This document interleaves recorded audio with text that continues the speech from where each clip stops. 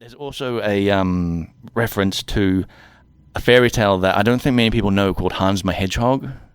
Have you ever heard of that? No, I've heard of Sonic the Hedgehog. It's a fairy tale about a so very the reason I know that is because the TV show Jim Henson's Storyteller did an episode called I think it was called Hans my Hedgehog. It was based on Hans my Hedgehog, and it's a story of a mother that wants a baby so badly, but she can't have a baby for whatever reason, and she wishes that I think she says something like, I wish I had a baby even if he was as ugly as a hedgehog or something like that, and then suddenly the next day she's pregnant with a child and she's happy, and then it turns out it's a hedgehog. Jeez. And that's an uncomfortable birth. Yeah.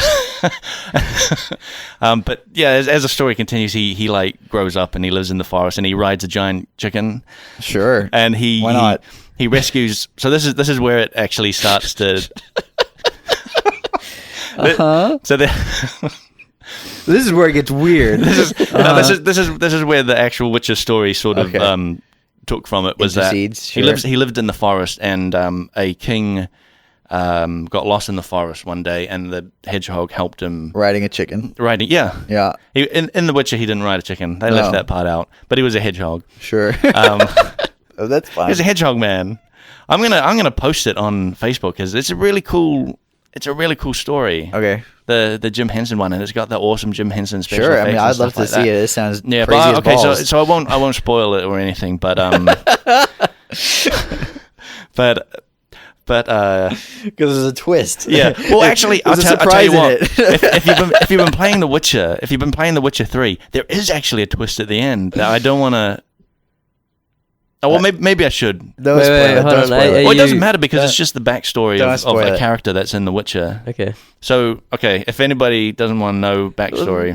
Do you really want to do this? Yeah, fuck it. It doesn't matter because it's just backstory. But, so in the story, the hedgehog man ends up marrying the daughter of the king that he'd saved because he...